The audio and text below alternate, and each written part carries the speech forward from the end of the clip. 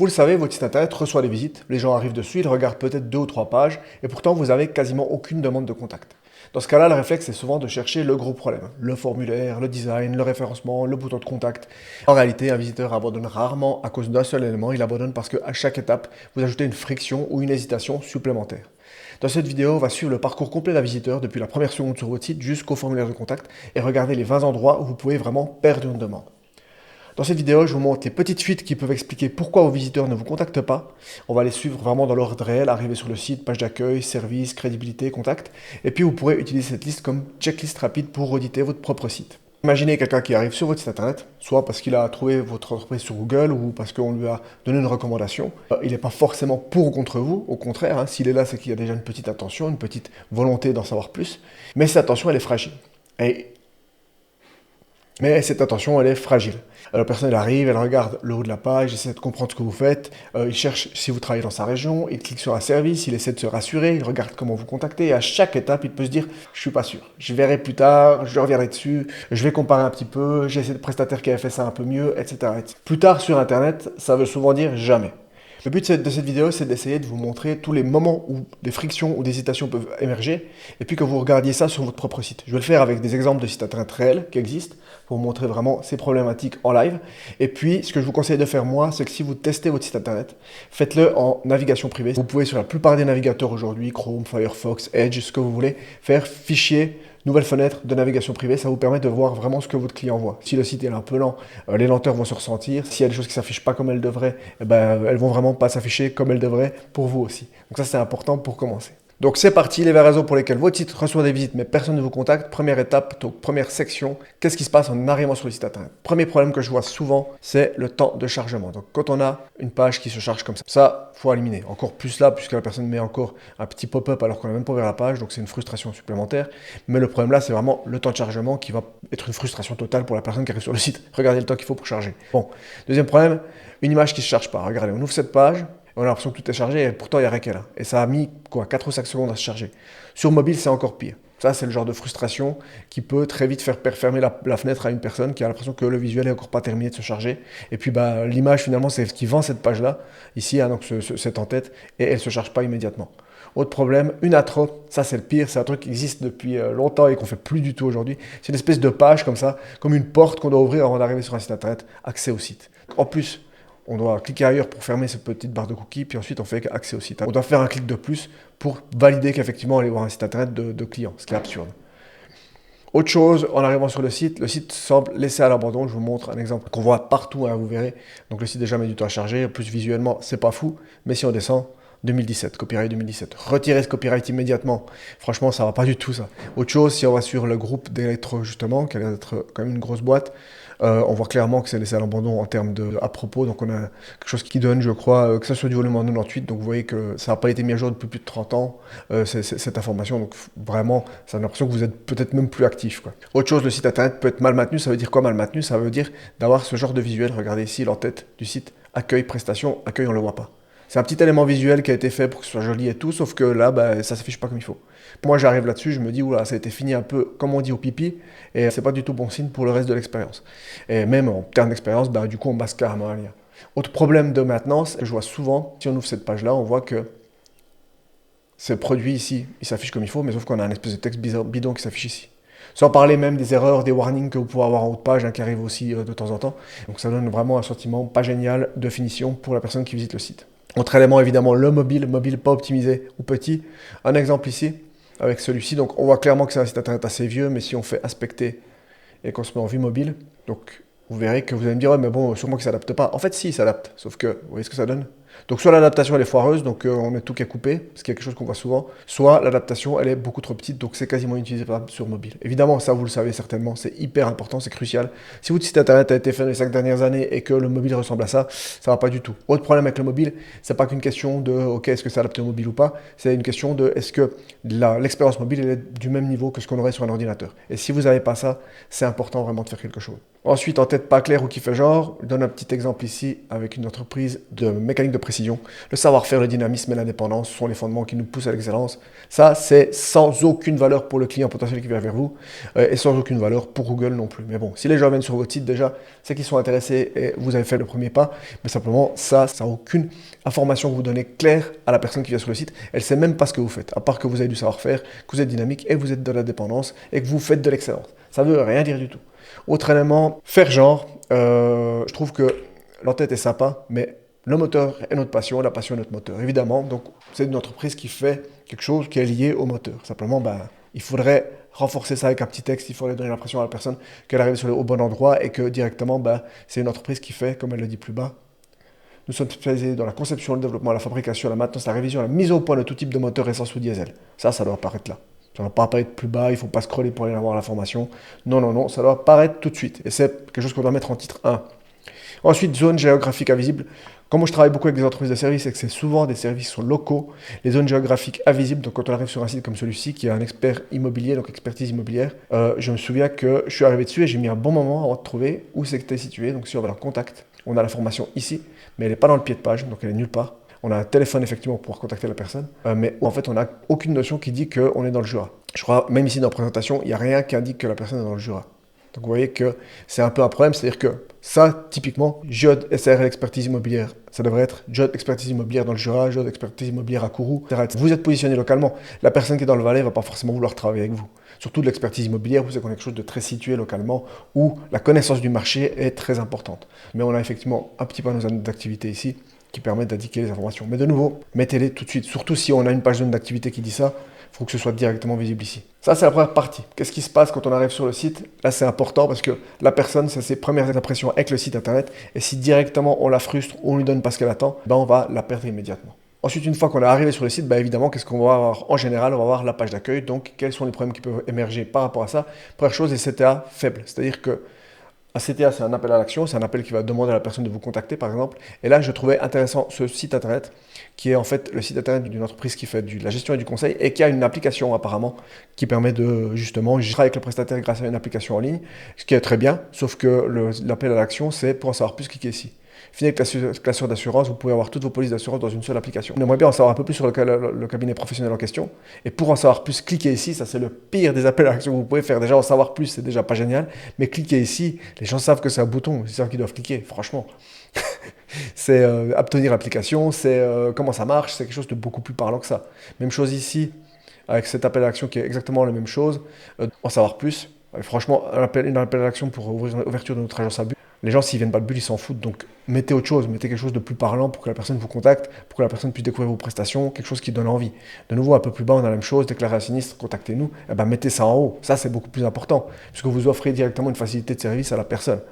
L'ouverture de notre agence à Bulle, franchement, en savoir plus avec un appel à l'action, c'est vraiment très peu de valeur là-dedans. Autre chose dans la page d'accueil, le menu qui ne guide pas. Donc, si on va sur un menu, ici de delmet.ch, le problème, c'est que ce menu, par exemple, on a, à propos de nous, qui sommes-nous, histoire charte d'entreprise. Donc déjà, on a envie de tout mettre en fait, service, partenaire, contact, carrière, galerie. Donc galerie de quoi? Galerie de photos de machines. Qu'est-ce que c'est comme intérêt pour un client potentiel ça? Même chose, partenaire, si on va dessus, regardez, le problème, c'est que si on regarde en bas, on a un lien direct vers le site internet du client, du prestataire, du partenaire. Donc c'est pas du tout bien en fait, on est en train de faire sortir les gens carrément de son site avant même qu'ils aient commencé à travailler. Donc déjà, trop d'informations et ensuite des liens qui ne sont pas pertinents. Même chose, qui ne guide pas avec ce site ici, où en fait, on n'a carrément pas de service, mais on a réalisation de cours et Renault et ça. Donc si on arrive dessus, on aimerait peut-être plutôt avoir un texte qui dit à propos, parce que l'entreprise, on ne la connaît pas forcément. Et puis contact, et puis avec le petit lien ici qui peut fonctionner simplement parce qu'on a l'accueil déjà ici, on n'a pas besoin d'avoir encore un lien ici. Même chose ici, avec ce site internet là, où mon problème c'est pas que le site internet soit problématique visuellement, je trouve plutôt que c'est sympa, nous sommes là pour toi, mais il faut scroller en fait pour arriver jusqu'au menu, ce qui est pour moi déjà un problème immédiat quand on arrive sur un site. Je trouve qu'à part poser une personnalité, ça raconte pas grand chose. Et du coup, dans notre position, c'est que du coup, on guide pas immédiatement le visiteur pour l'amener où c'est qu'on veut. Une page d'accueil, elle doit immédiatement dire son nom, donc on doit directement savoir où on est, elle doit directement guider la personne. L'autre truc qui est important, c'est qu'une page d'accueil, une fois qu'on a vu l'entête, il faut que quand on la navigue, ce soit clair. Et là, le problème, c'est qu'on a souvent des trucs comme les structures qui sont un peu fouillis. Donc regardez cette page d'accueil qui est franchement compliquée. Si le site veut bien se charger, donc on a déjà une espèce de publicité en haut, et pourtant on est sur une entreprise je crois, dans l'électricité. Donc beaucoup de menus, à la limite, ça, c'est pas la fin du monde. Mais en haut, on a accord à propos emploi actualité. Donc ça, c'est déjà encore un problème au niveau de menu, mais ensuite, quand on navigue à l'intérieur, regardez. Donc là, on a des liens rapides, bienvenue à la CJV, optimisez votre maison, multimédia, conseil énergétique, oh là, notre couleur, nos dernières actualités, avec cette espèce de carré là. Enfin, franchement, moi, j'ai rien qui me guide là-dedans, quoi. Je trouve que c'est très très fouillé, très compliqué à naviguer. Et en fait, on a l'impression qu'on est sur un site qui est mal terminé. Même chose ici, avec une UI compliquée, c'est-à-dire que c'est une interface visuelle qui est compliquée. C'est pas tant finalement le contenu qui est complexe. Votre fiduciaire et gérance immobilière dans votre région à Payerne et à Manche, très bien. Mais ensuite, on a ces espèces de carrés là qui sont par-dessus les images, qui sont déjà un petit peu lourdes à lire. Mais regardez, toute la page fonctionne comme ça. Donc, on a une information importante ici que visuellement, elle est autant lourde que le reste. Nos prestations, avec les possibilités de cliquer sur des options. Mais ensuite, on a ces images à chaque fois avec des blocs et des couleurs différentes. Franchement, c'est un enfer à regarder. C'est même pas une question de joli ou pas joli. C'est juste que c'est beaucoup trop chargé. Et qu'en fait, tout est aussi lourd que l'élément précédent et rien n'a plus d'importance qu'un autre. Tout est des appels à l'action, tout est vraiment chargé. Donc en fait, c'est une page qui finalement ne guide pas du tout le visiteur parce que tout ce qu'elle fait, c'est qu'elle donne des informations avec des couleurs vives partout dans la tronche. Ensuite, les pages de service qui, pour les entreprises de service, sont les pages les plus importantes. Donc évidemment, la page service qui regroupe tout. Ça, j'aurais 50 000 exemples, mais voilà un exemple ici, Valais Rénovation, où on a, ici, vous verrez, en plus beaucoup de types de rénovation. Et voir notre travail permet d'amener vers le portfolio, ce qui n'est pas dégueu, mais de nouveau, tout type de rénovation, démolition, pâture et plâtrerie, construction métallique, pose et location de échafaudage, transformer votre intérieur. On remet en avant les informations, donc ça, c'est pas si mal dans le fond.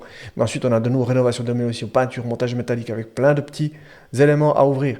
Ça va pas du tout. En fait, on donne l'impression que tout est au même niveau. On donne l'impression que pour vous intéresser, il faut aller creuser. Alors que non, on devrait directement lui donner les informations dont il a besoin. On devrait directement le guider vers des pages qui vont présenter ces différentes prestations et les présenter comme il faut, avec du détail. Évidemment, c'est bien pour le référencement, ça. Mais la question ici, c'est l'expérience utilisateur quand on est sur le site. Moi, si j'arrive ici et que je dois aller ouvrir tous les petits éléments pour en savoir plus sur chaque option, franchement, c'est très très lourd. Même chose après ici avec la galerie qui est complètement décontextualisée de ce qu'ils font réellement. Ensuite, il y a encore des refléter votre personnalité avec des notions de couleur. C'est très fouillis, il y a beaucoup d'informations qui sont un petit peu dans tous les sens. Et ensuite, il y a encore, comme vous voyez, contactez-nous et parlons de votre projet alors qu'on a déjà informé le contact avant. Ah, ça va pas du tout. C'est prendre tous les services qu'on a qui ont tous une valeur intrinsèque et ensuite les mettre tous sur une seule page comme ça pour leur donner aucune chance de convertir. Autre exemple, avec une page qui regroupe tout, avec celle-ci qui est justement, je trouve bien parce que c'est un site qui est franchement classe, alpera.ch, très professionnel. Et en fait, on a une solution globale et personnalisée. Donc déjà, les titres qui, je trouve, sont assez faibles, notre expertise à votre service.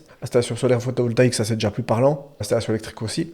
Mais du coup, on a une seule image avec uniquement des projets clés en main, des petits avantages, bilan thermique SECB. D'accord, donc là, on a un problème, c'est qu'on a un site qui est franchement professionnel, mais où on va complètement sacrifier les services en les mettant tous sur la même page. Autre exemple où on n'a carrément pas de page de service. Donc ça, c'est encore un plus gros problème pour moi. C'est qu'en fait, la page d'accueil fait office de page. Donc ça, c'est une entreprise de carrelage. Donc on va mettre en avant les avantages ou on va juste mettre en avant ce qu'on fait et mettre en avant l'expertise. On a envie de dire, mais c'est comment le processus? Moi, j'aimerais voir en fait ces cas de douche à l'italienne. Vous avez des cas concrets, comment vous travaillez, dans quel cadre? Est-ce que c'est pour les nouvelles constructions ou des rénovations? Des choses qu'on perd complètement avec ce genre de page-là. Ensuite, les pages de service. Moi, je le dis très souvent, mais ça ne doit pas être des pages descriptives. Ça doit être des pages qui doivent être vendeuses. Donc ici, exemple typique, Minchinox Service. Donc vous voyez qu'on a une page nos services avec tous les services à la suite. Et en fait, à chaque fois, on a mobilier, garde-corps, aménagement extérieur, briques, découpe laser, escalier. Donc, à la limite, voilà, on a une page par service, c'est très bien, même si je crois que dans le menu, on n'a pas un accès direct à ça. Et ensuite, si on va ID cadeau laser, on a ce petit texte ici, et puis les réalisations. Alors, dans le fond, pas dégueu non plus, mais on ne met pas du tout en avant. On ne parle pas d'une cible particulière. Les gens qui veulent faire des idées cadeaux, par exemple, faire une cheminée avec un truc découpé au laser, ce n'est pas les mêmes personnes que ceux qui veulent faire une rambarde pour la sécurité de leurs enfants. Et d'ailleurs, ici, si on va en arrière, même si c'est un peu lent, on a un garde-corps ici. Le sujet n'est pas le même. Donc du coup, toutes ces pages-là, elles sont purement descriptives. Il n'y a quasiment pas d'informations supplémentaires à obtenir. Autre chose ici, avec ce lien-là que je vous montre, Matec Sablage, vous voyez que ça, c'est une entreprise qui décidait d'expliquer ce que c'était le sablage. Le sablage est une technique de nettoyage et de décapage de surface qui utilise différents types d'abrasifs. La personne qui va rechercher du sablage, elle sait certainement ce que c'est le sablage. Ce qu'elle veut savoir, c'est ce qu'ils mettent en avant ici, des exemples. Qu'est-ce qu'on peut faire? C'est des photos de ces exemples-là. C'est les différents éléments qui se passent, le processus de travail, qu'est-ce qui se passe s'il faut nous les amener. Il y a beaucoup d'autres questionnements qu'il faut se poser, plutôt que simplement faire une espèce de présentation Wikipédia d'un service en expliquant, voilà exactement ce que c'est le sablage. Autre chose, la cible ratée, c'est-à-dire quand on rate sa cible, quand on est en train de parler de quelque chose, mais qu'on n'essaye pas en fait de le cibler, même si on a des pages de service spécifiques. Donc si je vous montre ici, cible ratée, ici on a Horizon, une entreprise de prévoyance que je trouve, voilà, de nouveau, site internet plutôt pas mal. Si on va sur prévoyance, On a ici Libre Passage, typiquement. On ne parle pas à Tartampion qui est salarié et qui travaille dans une boîte depuis 10 ans. On parle à une cible qui est très claire. C'est des gens qui sont en transition d'emploi ou alors c'est des gens qui veulent monter leur boîte et qui du coup vont sur le Libre Passage. Qu'est-ce qui vraiment met en avant cette cible? Cette page-là, elle devrait être consacrée intégralement à ces cibles-là. Et pourtant, c'est complètement une occasion manquée. De nouveau, on a une page qui est très très faible, largement descriptive, et où justement on se contente de dire, voilà, vous êtes dans cette situation-là, et si vous êtes dans cette situation-là, c'est là qu'on peut faire du libre passage. Alors ça peut être intéressant de la mettre en avant, mais la personne qui vient chercher cette information, il y a de grandes chances qu'elle sache déjà qu'elle a besoin de libre passage. Donc si elle veut un compte de libre passage, elle veut savoir comment ça se passe, elle veut savoir les conditions, elle veut savoir les frais, elle veut savoir des informations qui sont pertinentes. Et justement, elle veut se sentir adressée comme si, voilà, moi je suis quelqu'un qui veut maintenant lancer ma boîte et je vais mettre mon deuxième pilier que j'avais avant dans une entreprise chez qui j'ai travaillé sur un compte de libre passage. Comment est-ce que ça se passe? Parlez-moi à moi, la personne qui a besoin de ce service-là. Ne venez pas me dire, voilà, vous êtes peut-être une personne qui a besoin de ce service-là. Si je suis la cible, parlez-moi directement. Ensuite, le processus pas clair. Donc là, le problème, c'est qu'en fait, on va faire des pages de service, on va pas expliquer les processus. Donc, je vous montre un autre exemple. J'ai essayé de prendre des exemples de sites internet qui sont assez modernes, qui ne sont pas toujours complètement pétés. Ce site internet là, vous pouvez le voir, est assez joli. Si on va sur service d'installation électrique, par exemple, nous réalisation d'installation électrique sûre, conforme et durable pour vos constructions neuves, avec le petit truc qui sont dans telle région-là, ils le remettent ici, ce qui est très bien de mettre en avant la région. Sauf qu'en fait, tout ce qu'ils disent, c'est, voilà, on fait ça dans la région. Si jamais on fait de l'IBT et standard suisse en vigueur, évidemment. Mais comment ça se passe en termes de processus? D'accord? Comment ça se passe? Est-ce que vous faites les entreprises? Est-ce que vous faites les restaurants? Vous faites que des particuliers? Comment ça se passe quand on veut demander un contrôle électrique? Est-ce qu'il y a déjà une première analyse qui se fait au départ? Quels sont les coûts? Il n'y a pas de processus qui est expliqué. C'est la même chose pour tous les services. Réseau de télécommunications, de nouveau, une page standard avec la mise en avant de la situation pour essayer d'obtenir un peu de référencement là-dessus, mais on n'explique rien de plus. On a l'impression qu'il suffit de faire venir du monde sur le site pour qu'ils contactent. Alors qu'en fait, une fois qu'ils sont dessus, parce qu'on a fait ce travail de fond ici de les faire venir, en mettant des informations au niveau du référencement, et derrière, il n'y a aucun travail qui est fait pour essayer d'informer les gens concrètement. Autre exemple de processus pas clair, ici, avec cette entreprise qui fait de la sérigraphie, entre autres, il faut aussi de la broderie, du laser, des casquettes, etc. Et là, on a une page de sérigraphie. La sérigraphie, du latin sericum, soit du grec graphène pour l'écriture, est une technique d'impression pour pouvoir s'appliquer. Aïe, aïe, aïe, mais qu'est-ce que ça raconte, ça, franchement? Qui a envie de savoir ça? On s'en fout. La personne qui veut faire de la sérigraphie, elle a déjà un besoin particulier. Elle sait déjà qu'elle veut travailler en sérigraphie. Et peut-être qu'elle veut connaître le processus complet qui se passe. C'est-à-dire que je peux vous envoyer des informations, mais je dois les envoyer peut-être sous une certaine forme. Ce que vous pouvez faire comme sérigraphie, c'est du sérigraphie sur certains types de textiles, sur certains types d'impression. C'est pas sur tout. C'est très bien les photos, c'est très bien de montrer des exemples, mais il faut derrière donner un petit peu de contexte, il faut derrière expliquer, il faut derrière simplifier pour que la personne qui vient chez vous voit sérigraphie, se dise ok d'accord, ça se passe comme ça si je veux travailler avec la sérigraphie, et ça implique peut-être ces coûts-là, ça implique peut-être ce type de matériel-là, je ne peux pas faire de la sérigraphie sur tout. Ensuite, l'autre point au niveau des pages de service, c'est les objections non traitées, c'est-à-dire qu'on va effectivement parler de son service et puis aussi de la vente, mais on ne va pas traiter les cas particuliers, justement, les objections réelles. Et là, j'en ai un cas qui est vraiment intéressant, c'est Enigma, qui est une agence qui fait des sites internet en Suisse, qui est une grosse agence, et ils ont une page qui parle d'agence SEO. Et le problème, c'est que cette page-là, elle est vraiment déjà un petit peu datée en termes de référencement, c'est qu'elle passe son temps à dire que c'est une agence SEO, agence SEO, agence SEO, notre agence SEO, notre agence SEO, comme si d'un seul coup le fait de le répéter 150 fois allait justement leur donner des résultats, alors que audit SEO technique, à mon avis, a plus de poids, ou analyse sémantique optimisation a plus de poids que ça. Mais surtout, en fait, à la fin, ils vont proposer des tarifs qui sont importants, donc ils mettent en avant le fait qu'ils sont les partenaires SEO, ils mettent en avant les services qui sont présentés. Je trouve ça très bien, ouais, tant mieux, ils mettent beaucoup d'informations en avant, sauf qu'ils mettent ici des prix qui sont quand même assez importants par mois, qui concerne, à mon avis, des entreprises plutôt grosses. Mais du coup, il n'y a rien qui explique le processus de travail, comme j'ai déjà dit. Et puis aussi, rien qui élimine les objections. La première objection que j'ai, c'est est-ce que j'ai des garanties de résultat? C'est-à-dire que si on m'optimise 12 mots-clés qui sont suivis et qu'on fait des optimisations techniques sur le site, mais est-ce que ça me garantit des vues? Parce que moi, je peux très bien livrer même 20 articles par semaine avec l'IA, mais en fait, il n'y aura pas plus de vues sur le site parce que ces articles-là, ils seront de mauvaise qualité. Donc, typiquement, là, la première objection que j'aurais, moi, c'est est-ce qu'on a une garantie des résultats? Est-ce qu'on a un suivi de résultats? Est-ce qu'on a une analyse? Est-ce que le prix va s'ajuster en fonction de ça? Parce que finalement, ça, c'est juste des caractéristiques. Jusqu'à 12 mots-clés suivis et optimisés. C'est parce qu'on a 12 mots-clés qui sont optimisés que d'un seul coup, c'est plus efficace que d'en optimiser 6. Donc, c'est une notion comme ça où l'objection, elle n'est jamais traitée. Et les objections, il y en a certainement beaucoup, surtout sur des prix pareils. Autre élément que je trouve important, c'est quand on fait des pages de service, c'est d'essayer de lier des exemples autant que possible. Je vais vous montrer un exemple ici que je trouve intéressant. De nouveau, Alpera, dont j'ai déjà parlé avant, qui a une page réalisation, d'accord, où on a justement différents travaux qu'ils ont fait, de nouveau qui est très propre. Mais dans la page de prestation, on a juste en fait des photos, une photo très très généraliste ici d'un toit avec des panneaux photovoltaïques, on aurait la place largement là de mettre des exemples de réalisation. Ici aussi, on aurait largement la place de mettre un lien pour dire voir nos réalisations. Mais en fait, il y a comme si c'était décorrélé l'un de l'autre. Il y a sur les prestations, sur les réalisations, mais c'est comme s'ils ne pouvaient pas fonctionner ensemble. Et sur une page de service, je le dis souvent, c'est un processus de vente qu'on doit faire. Et à la fin, pour éliminer les objections, pour renforcer la facilité de travailler avec nous, avec le processus, et pour justement rassurer les gens, c'est de leur mettre des logos, c'est de leur mettre des avis clients, mais aussi des réalisations qui ont été faites. Et de dire, ben voilà, nous on est capable de faire ce genre de truc-là, et que ça corresponde à ce que le client il veut.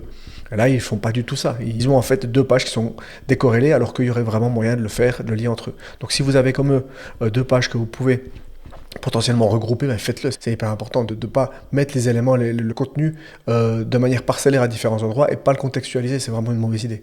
C'est la même chose de ce que je dis avec les témoignages qu'on devrait contextualiser par rapport à ce qu'on raconte sur la page, c'est la même chose de ce que je dis avec les FAQ, quand on a des questions-réponses, c'est qu'on répond à des questions spécifiques à ce que la page présente actuellement. Et les pages de service, c'est un vivier pour faire ce genre de choses. Et là, c'est complètement abandonné et laissé de côté. D'ailleurs, si vous êtes dans une situation où c'est que vous regardez cette checklist et vous regardez toutes ces petites erreurs et vous vous dites, bah, effectivement, je remarque que j'en fais quelques-unes sur mon site, ou alors au contraire, vous avez l'impression jusqu'ici d'avoir tout bon, mais malgré tout, même si vous avez des visites, vous avez quand même très peu de résultats avec ce site internet, n'hésitez pas à me demander mon diagnostic gratuit en description. Il vous suffit de cliquer sur le lien, de donner le site internet de votre entreprise et moi j'irai regarder le site internet. Je vous ferai un diagnostic en fait de ce qui va pas, de ce que vous pouvez améliorer rapidement et qu'est-ce que vous pouvez appliquer comme correction sans refaire complètement le site internet, juste en appliquant de petites modifications qui auront un effet buzz sur l'acquisition, donc l'acquisition de nouveaux trafics et les conversions, donc les gens qui viennent sur votre site auront envie de travailler avec vous immédiatement. N'hésitez pas, le diagnostic est en description, c'est gratuit, sans engagement, livré sous 7 jours et c'est une vidéo de 10 à 15 minutes où je vous explique exactement comment procéder. Ensuite, la question de la crédibilité, qui est à mon avis très importante. Une fois qu'on a essayé de mettre en avant qu'on était mieux que les autres, un élément qui est important, c'est de réussir à se rendre crédible. C'est-à-dire que c'est bien beau de dire qu'on est super fort, et bien si on n'a personne derrière qui garantit qu'on est super fort, c'est un peu compliqué. Donc évidemment, les avis clients, c'est un premier élément, c'est que j'ai pas mis de lien en fait, parce que je ne peux pas vous montrer de lien, parce qu'il y en a beaucoup de sites internet où on n'a pas d'avis client. Donc Alpera, que je vous ai montré avant, pas d'avis client. Si je tape Alpera Orsières, vous allez voir que eux, ils ont quand même quelques avis clients. Ils en ont effectivement 2, vraiment 3 peut-être qui sont vraiment représentatifs, mais un plaisir de travailler avec Jonathan, je travaille avec Christophe et il est parfait.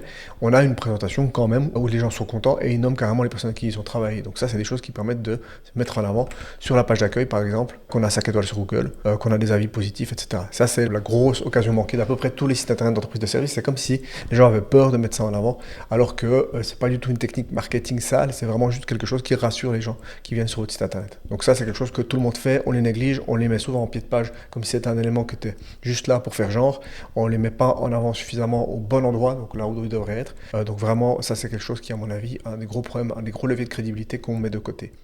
L'autre élément, c'est l'humain absent. Qu'est-ce que j'entends par l'humain absent? C'est que déjà, tout est de manière générale nos compétences à votre service, TEM, SARL, un bureau d'ingénieur spécialisé. On mentionne très peu les gens, mais en plus, derrière, on a des photos comme ça, qui sont des espèces de photos, je pense que c'est quelque chose qu'ils ont récupéré, des photos montage ou des photos stock qui ont été récupérées. Celle-là, je la connais, j'ai déjà vu. Sur la société même, vous voyez qu'on a une équipe dynamique où on n'a pas de photos de l'équipe, des solutions adaptées où c'est qu'on a des rouages, la machine-outil dans le sang avec une photo qui est peut-être une photo qu'ils ont faite eux, mais qui donne aucun sentiment de personnalisation. Et en fait, on a ce sentiment partout. Le seul endroit où c'est qu'on a vraiment une image, il me semble, c'est sur la page contact, avec cette photo de l'entreprise pour montrer qu'effectivement ils existent. C'est le seul un petit peu le truc rassurant qu'on aurait sur cette page et sur ce site internet en général. Donc pour moi, ça c'est vraiment une occasion manquée d'humaniser un petit peu l'entreprise dans laquelle on est, de faire des photos réelles, d'avoir des photos de machines, des photos de pièces réalisées, des photos de l'équipe, des choses comme ça. Ça c'est un gros problème, c'est que les gens qui viennent sur un site internet où ils ont l'impression que toutes les photos ont été récupérées en ligne et qu'il n'y a absolument rien qui a été personnalisé, ils ont l'impression en fait que c'est pas forcément une entreprise légitime. Autre point, le à propos qu'on a tendance à négliger en se disant bon, la page à propos c'est juste pour dire qui on est, alors qu'en fait c'est quelque chose qui peut permettre d'apporter de la valeur, qui peut permettre de se situer, qui peut permettre de faire un lien intime avec la personne. Il y a beaucoup de choses qu'on peut faire et souvent c'est résumé à historique ou alors des textes un petit peu bidons comme ici. Le cabinet a été ouvert en 2005, il a composé une grande réception d'une salle d'attente. Franchement, j'imagine que n'importe quel cabinet dentaire a une réception d'une salle d'attente. Il n'y a pas besoin de le mettre dans le à propos quelque part. Pour moi, c'est des choses qui sont assez faibles. Même chose ici avec MC Marty SRL, là j'ai un peu poussé le vis parce que c'est vraiment une page très très limitée.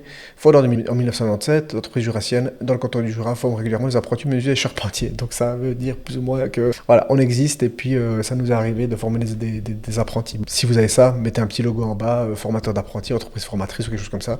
Mais derrière, racontez un peu quelque chose. Cette page, elle a aucune utilité, elle sert à personne. Il n'y a personne qui se dit je vais aller lire cette page et qui se dit ah bah j'ai vraiment eu de la valeur, j'ai vraiment ressenti quelque chose en lisant cette page. Ensuite le NAP, c'est quoi le NAP? C'est Name, Address, phone, ça veut dire d'indiquer clairement votre nom, votre adresse et votre téléphone sur le site internet. Là, j'ai un super exemple que j'ai déjà montré sur ma chaîne, qui est Amara Consulting, qui est un site plutôt professionnel. Alors, tout n'est pas à mon goût, mais franchement, c'est plutôt pas mal. Et des belles photos de la dame qui s'occupe du cabinet. Et derrière, on a un numéro de téléphone, ce qui est très bien, mais nulle part ailleurs, dans le propos, par exemple, on a d'informations de où elle se trouve. D'accord? On ne sait pas, en fait, localement où elle se trouvait. Ça, sur une entreprise de service spécifiquement locale, Neuchâtel, Jura, Fribourg et les régions voisines, ça représente à peu près toute la Suisse romande. Donc, j'ai pas de problème au fait de dire qu'on est en Suisse romande, mais essayez de vous positionner localement en disant, voilà, on est là. C'est pas parce qu'on est coach, c'est pas parce qu'on fait du digital qu'on peut se permettre de ne pas mentionner du tout d'où on vient, et non plus d'où on se situe. Parce que quelqu'un qui est dans le canton de Fribourg et qui sait que vous êtes par exemple à Bulle, et qui veut travailler avec vous, et ben du coup, il sait que vous êtes à Bulle, vous êtes à 10 minutes, un quart d'heure de chez lui, donc il y aura forcément un impact en plus. Et en termes de référencement aussi, c'est beaucoup plus facile de se positionner quand on a des informations et des indications locales que quand on ne le fait pas du tout. Donc Name Address Phone, c'est aussi d'avoir un nom, une adresse et un téléphone qui est consistant partout. Et ici, en fait, comme il n'y a pas d'adresse, c'est un peu plus compliqué d'avoir quelque chose de consistant et de donner cette confiance, non seulement aux visiteurs, mais aussi à Google. Donc là, ça c'est à mon avis une grosse occasion manquée de vraiment se situer clairement. Quelque chose qu'il ne faut vraiment pas oublier de faire de votre côté. Et généralement, je conseille à tout le monde de mettre tout ça dans le pied de page pour que ce soit disponible et visible sur chaque page. Et pour terminer, le dernier élément, les éléments de contact. D'accord ? Et là, ça rejoint un petit peu ce que j'avais sur le site d'Amara. Donc, pas d'accès immédiat aux informations de contact. Qu'est-ce que ça veut dire ? Donc, si je ne montre pas d'accès ici, vous allez voir que ici, on est sur un site internet, le site de la Sourcebow, qui est une entreprise de développement assez complexe à Sourcebow, qui reste une entreprise plus semi-locale, même si elle est en anglais. Et vous voyez que si on va sur Contact Us, Let's Connect, on a effectivement les gens avec qui travaillent, mais on a juste un formulaire de contact. Et en fait, on n'a nulle part, à part dans, je pense, les conditions générales peut-être, ouais, même pas, des informations de où ils se trouvent et de comment les contacter par téléphone ou autre. Ce qui est, à mon avis, même si c'est une grosse boîte, quelque chose de, je trouve, toujours d'assez problématique. Donc j'ai l'impression qu'on a cette espèce de complexe du formulaire de contact qui est censé être la base pour vous contacter, qui souvent peut fermer des portes, mais c'est quand même quelque chose encore qui arrive. Et puis l'autre élément, c'est l'accès immédiat. Donc ça, ce que je veux dire, c'est que sur ce site internet-là, je voulais juste le mentionner parce que je ne trouvais pas très clair, c'est-à-dire qu'on est sur ce site et on a travaux et bureaux. Et pour connaître les informations de contact, il faut aller effectivement sur bureau. Pour moi, c'est le genre de partie pris de design et d'expérience utilisateur qui vont beaucoup plus troubler le visiteur qu'autre chose. Une page contact, franchement, mettez une page contact. C'est tout, et prenez-vous pas la tête, soit vous l'avez dans le pied de page et vous répétez ces informations de contact partout et vous avez un formulaire dans le pied de page ou comme ça, et quand quelqu'un clique sur contact, il arrive dans le pied de page, soit vous avez un bouton contact, mais il faut que ce soit quelque chose de spontané. Les gens ne doivent pas chercher et réfléchir.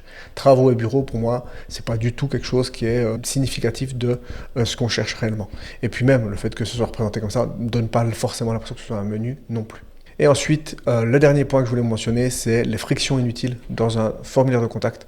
Je vous montre ici un exemple avec SteClean, qui eux, ont des formulaires de contact un peu complexes. Vous voyez qu'ils ont différentes solutions, ils ont beaucoup de questions qu'ils posent. Donc ça, c'est la première chose, c'est qu'on accepte ou non cette friction-là. Si on a beaucoup de gens comme ça peut vite être un petit peu écrasant, on va dire. Et l'autre exemple que j'avais, c'était celui-ci, où on a beaucoup de champs aussi et on a surtout un champ fax. Donc laissez un champ fax, si vous en avez, enlevez-le, quoi. C'est tout ce que j'ai à vous dire. Et ensuite, un autre exemple ici, avec AZ Conseil, donc assurez-vous de A à Z, qui demande aussi beaucoup d'informations, je trouve. Et aussi la façon dont c'est positionné qui n'est pas très claire. Année de naissance, nombre de personnes dans le ménage. De nouveau, c'est peut-être un choix d'ajouter de la friction pour que la personne qui vous contacte vienne spontanément. Mais est-ce que quand on est dans une situation où c'est qu'on veut des devis pour les assurances maladie, on n'a pas meilleur temps peut-être de faire un formulaire de contact beaucoup plus simplifié et ensuite une deuxième étape on va envoyer les informations dont on a besoin pour que la personne puisse le remplir. Voilà, c'est toujours la même chose, évitez la friction autant que possible avec le formulaire de contact, offrez des alternatives pour vous contacter. Sur cette page-là, donc contactez-nous, on n'a pas d'alternative directe, il faut aller dans le pied de page. Mais disons que là où on n'a pas dans la page quelque chose qui dit, on peut nous contacter par téléphone ou par email, qui est aussi important de mettre dans les pages de contact en général. Et un autre élément qui peut enlever la friction et qui n'est pas forcément noté ici, c'est le fait d'indiquer qu'est-ce qui va se passer une fois que vous aurez contacté. Quand on demande en fait à une personne autant d'informations, et quand on lui demande justement de mettre son énergie pour remplir tout ça, il faut pouvoir lui donner une réponse de voilà, on va obtenir un devis gratuit, mais sous combien de temps, qu'est-ce que ça va comprendre, qu'est-ce qu'il y a comme questions fréquentes qu'on pourrait avoir à ce sujet-là. Donc c'est des choses qui sont à mon avis importantes de bien mentionner en plus du formulaire de contact pour, on va dire, enrober la chose. Voilà. Et si vous voulez encore aller un peu plus loin avec cette notion de contact, il n'y a pas qu'une question de problème de friction, il n'y a pas qu'une question de problème de qu'est-ce qu'on met sur cette page de contact, c'est vraiment un ensemble.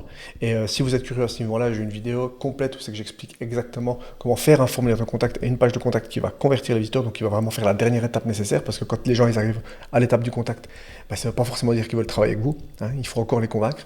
Du coup, comment est-ce qu'on fait ça? Et on fait avec une vidéo qui explique ça vraiment en détail. Si vous êtes curieux, n'hésitez pas, c'est visible juste là. On se voit là-bas.